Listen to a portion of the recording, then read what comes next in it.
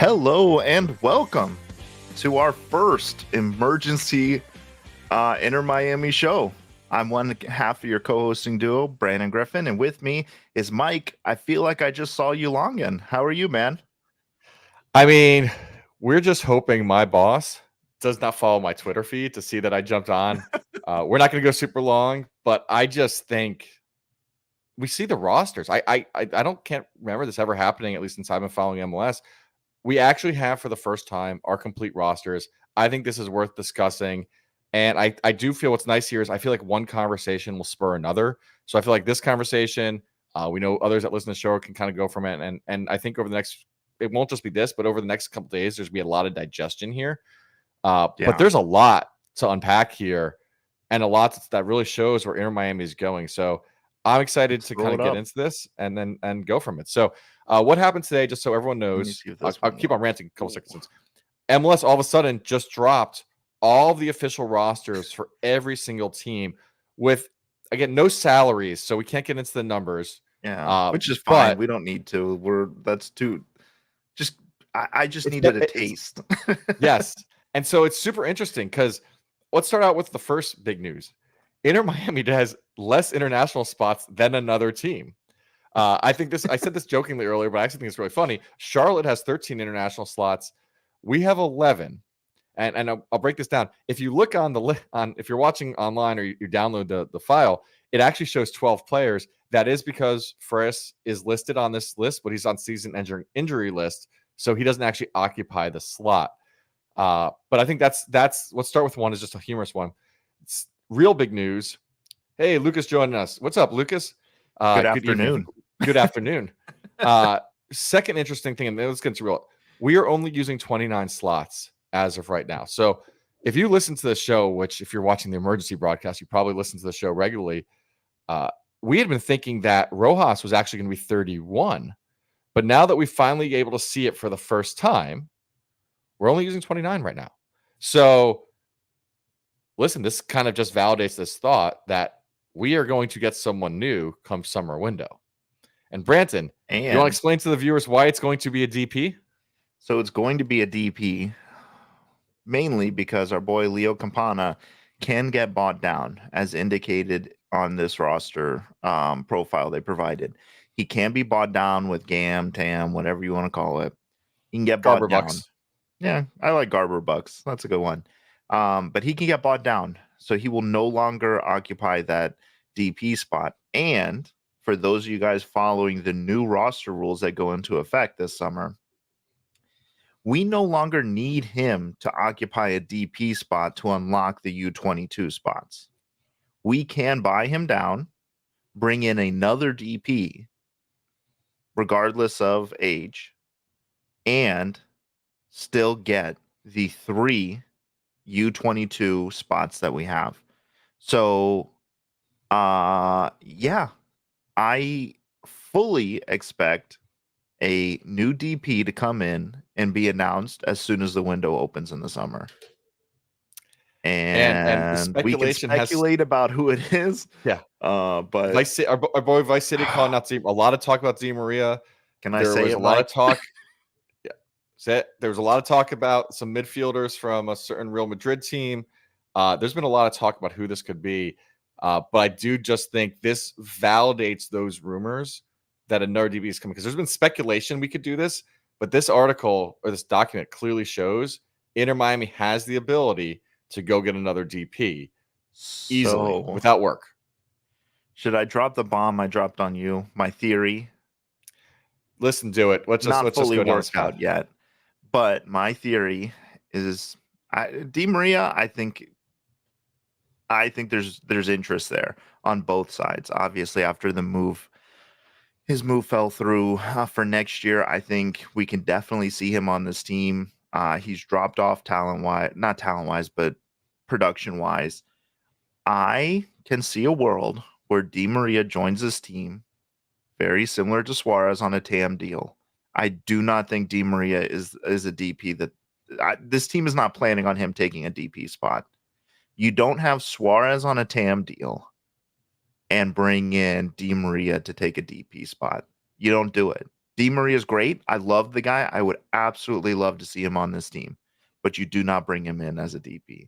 That DP spot is going to be used for somebody else, in my opinion. So you guys heard it here first. That's where we think this one's going.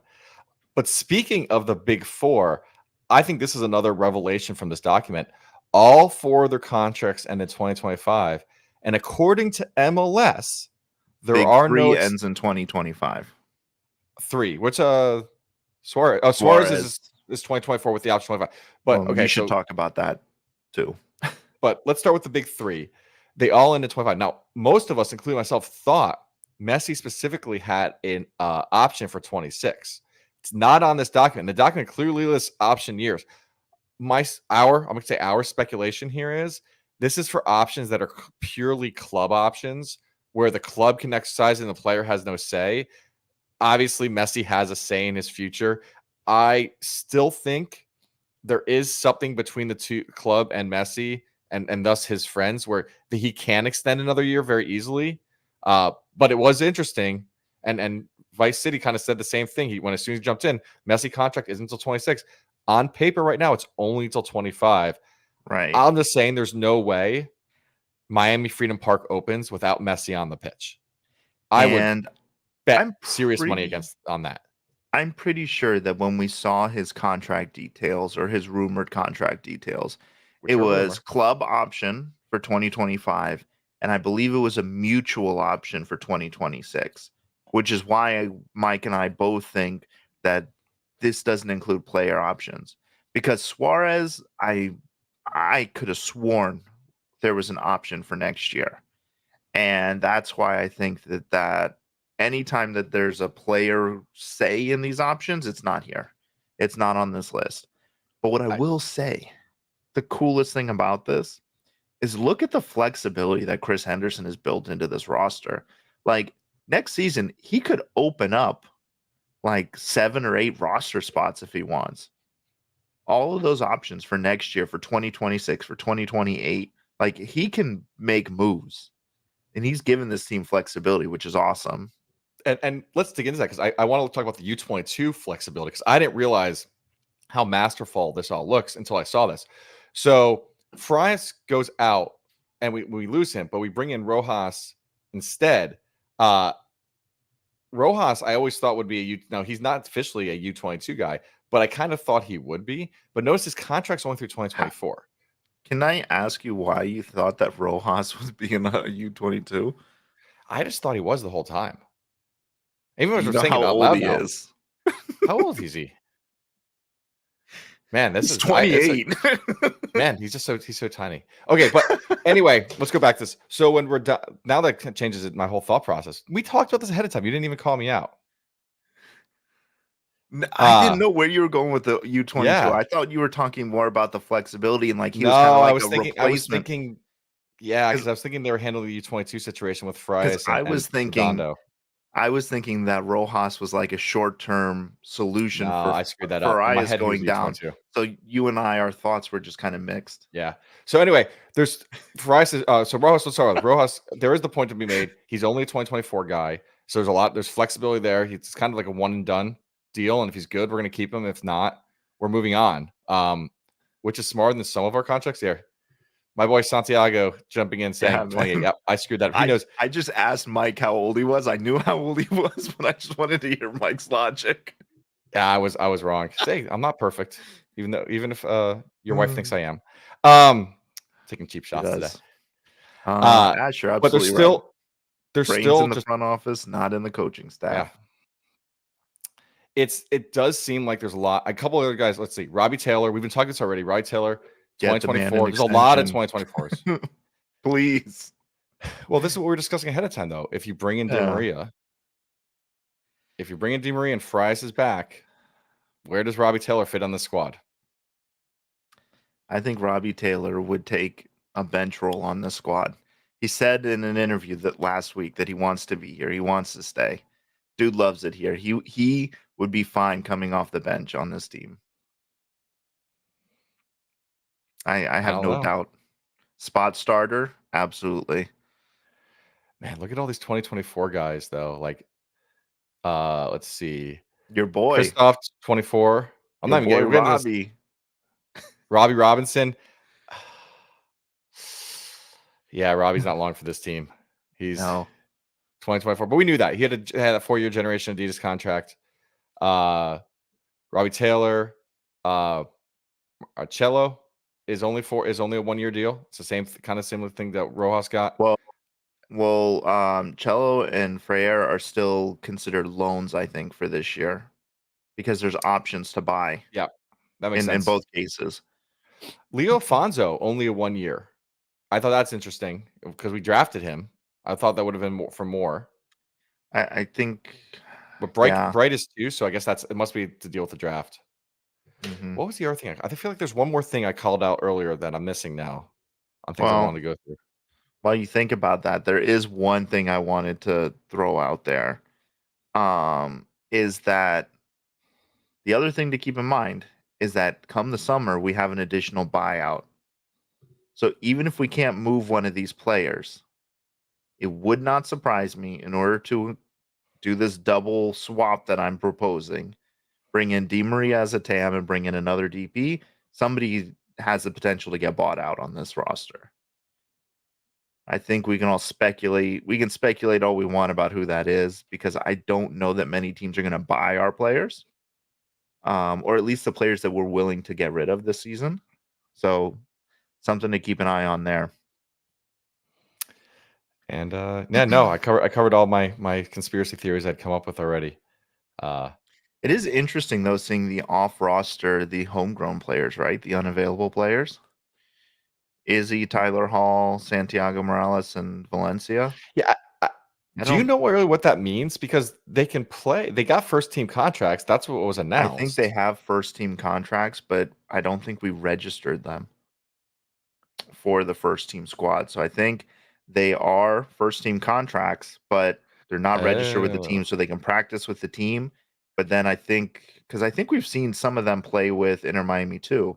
So I think they can play there. So interesting. I could be What and wrong that's about and that that, that but goes back to why I think we were all confused about who was on the team and who wasn't. Because I think everyone assumed, specifically Izzy Boatwright, was really on this team. well, and we talked about Morales because he was a guy that we thought might move. Valencia, like those were all four of those guys were guys that we talked about before roster compliance about people that we might have to loan out in order to bring in Rojas and be compliant. And it looks like that isn't the case because they are unavailable for the team. So I'm guessing that And means they're unregistered. well, it's funny because you go to the InterMiamiCF.com club roster, and like Tyler Hall is on it. And this is why we were so confused. And this is why it's actually so great Yeah, that they that did this. MLS did this. Yeah, someone's saying not Absolutely. is the first time MLS releases.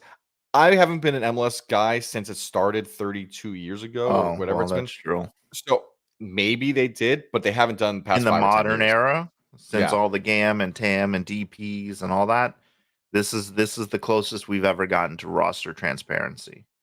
But yeah, I think it's interesting.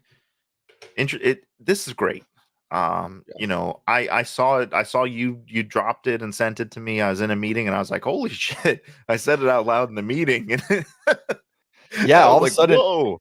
I jumped on I happened to be cruising Twitter and I saw like these spreadsheets. I think Scotty and Trav both posted them right away. And Mhm. I'm like, where are they getting this from? And then Tom, what's his name? Tom the Bogart. Bogart had the Dropbox link. And I'm like, this is Yeah, awesome. If you haven't, make sure you find his Dropbox link. We can put it out there too, the actual link, but it's got every team, so you can I see thought it was a mistake at first. it's actually really well done. Like Yeah, this is quality from MLS. it is. It is. And I love all the different indications that explain what each little asterisk means and Yeah, what because people each kind of means. It's for those great. who joined later, people have been questioning why does Miami have 11 spots listed but 12 people? But it's clearly listed there that player Yeah, is currently unavailable and doesn't count. yeah. And this is listen. If we could get this at the close of every window, that would be fantastic. Or at the close of roster compliance date or whatever. Like this would But be fantastic. and give him. I mean, I'm not gonna take it away. We always say nitpick. It's been a week. Like I'll give him that takes him a few days to compile it. Like I can live with this. Like, it was a week later. Like this is good. They polished it up and they put the Yeah, nice Inter Miami background, and each team has different notes. It's not all the same for yeah. each No, team. So it's well I'm done. happy with it. Yeah, absolutely. I know I've already seen comments. Oh, show us the salaries. Nobody wants to see that. I don't want to sit there and if you guys want to hear a 4-hour podcast of Mike just going through the numbers and explaining to you where we got this GAM, where this TAM came from, why the hot dog vendor counts as U22. That's the only way you're getting it. I am so excited for this. I can't wait for this stat sheet because we do get the contract. We do get the salary numbers eventually. So We I do. guess eventually it'll come together. Yeah. Yeah, it will, but I think this is a great start for roster transparency. It's something we both clamored for and really wanted to happen. And it's fantastic. And it kind of gives you an insight into what's happening in the front office. And I think how we're seeing this like planned out with all these option years and things like that, it just goes to show you like how much we need to appreciate the work that goes into the front office. With Chris Anderson and his team, not only will pull off miracles to get us roster compliant, but also are like clearly planning for the future. Like if A goes wrong, we've got plan B, we've got plan C, we've got plan D, like ready to go. And it's really great to see. So I want to kind of wrap it up because I know both of us have to get back to work. But Yeah. the other piece I'll say is the flip side of your comment, which is to all those people are saying, "Oh, why can't Inter Miami go out get three brand new center backs from EPL?" I heard Virgil van Dijk is looking for a new option.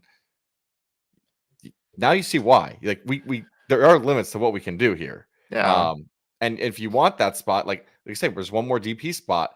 If you don't want Di Maria or these, any of these rumors, you want to spend on DP spot, you can on a defender, but that's what you got left. So this does make those conversations, I think, very much like anytime I hear that, I'm like, go back and figure out who you got one spot left for a player of that caliber. Are you really going to spend it on a Yeah. center back? Well, that and the last thing I want to say is when it comes to international slots, I would not be surprised to see some of these guys get their green cards before the next window opens and no longer require an international spot. Like guys like Yannick Bright, who are here on student visas or work visas now, even though he's an Italian national, um, you know, other guys on the list, I'm sure too, will be working to get their green card. And that just opens up even more possibilities for us. But yeah, that's my final thoughts on it. I think Mike's given his final thoughts and exciting. Like, guys, if you're joined us live, great. If not, drop in the comments. Let us know what you think, what the most exciting thing you thought about this roster release is. And, let's just take a minute to appreciate MLS for actually being transparent for once. I'll say that now and then they're going to screw us in a second, but we'll appreciate it for now. But thank you guys for joining us on this quick emergency pod we wanted to drop. We both had thoughts we wanted to get out there and let you guys hear our opinions. And luckily, we were both working from home today, which just never happens. So thanks, guys. And we will catch you guys live from the Green Lot on Saturday. So See everybody Saturday, and thank you for joining us in the middle of the day. We got actually quite a few people jumped yeah, on, so almost more than our normal shows. yeah, we appreciate that. We absolutely do. And if you're just finding us, like, subscribe, do your thing, and we will see you Saturday.